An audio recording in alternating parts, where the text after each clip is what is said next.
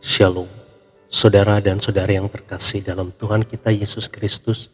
Marilah kita luangkan waktu beberapa menit untuk berkencan dengan Tuhan saat ini, agar dari hari ke hari kita semakin dekat dengan Tuhan, sehingga hidup kita semakin diberkati dan menjadi berkat. Pembacaan dari Injil Yohanes bab 8 ayat 11. Jawabnya, tidak ada Tuhan. Lalu kata Yesus, aku pun tidak menghukum engkau. Pergilah dan jangan berbuat dosa lagi mulai dari sekarang. Demikianlah sabda Tuhan, terpujilah Kristus.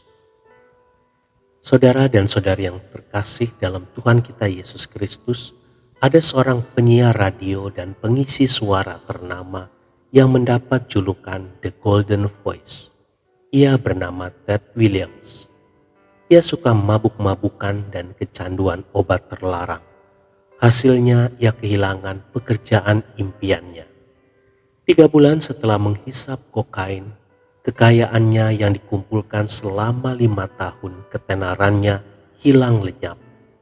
Ted jatuh miskin, menjadi seorang tunawisma, terlibat kriminalitas dan bahkan sampai di penjara.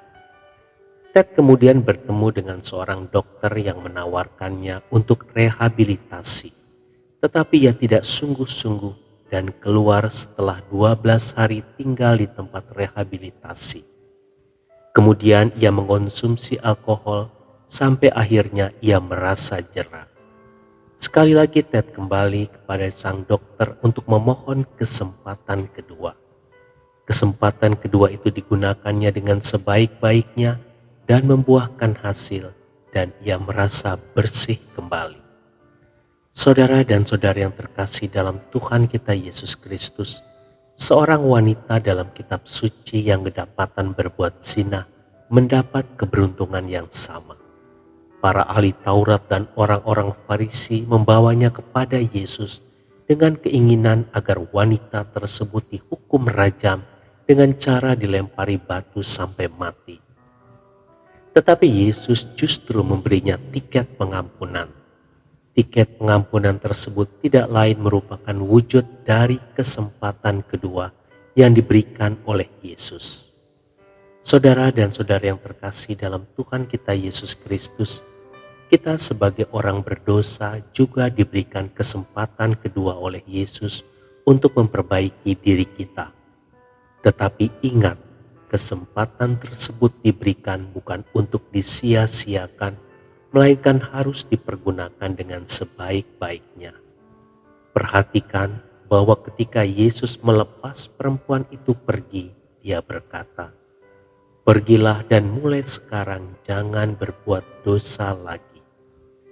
Sebagai penerima kesempatan kedua, mari mulai hari ini kita berusaha menjalani hidup ini dengan lebih baik lagi, sehingga hidup kita dapat menjadi berkat bagi sesama dan untuk kemuliaan nama Tuhan. Tuhan Yesus memberkati. Marilah kita berdoa dalam nama Bapa dan Putra dan Roh Kudus. Amin. Tuhan Yesus, terima kasih karena Engkau telah memberikan aku kesempatan kedua dalam hidup ini untuk berubah menjadi pribadi yang baik. Penuhilah aku dengan Roh-Mu sehingga aku dapat menggunakan kesempatan kedua itu dengan sebaik-baiknya. Amin. Dalam nama Bapa dan Putra dan Roh Kudus. Amin.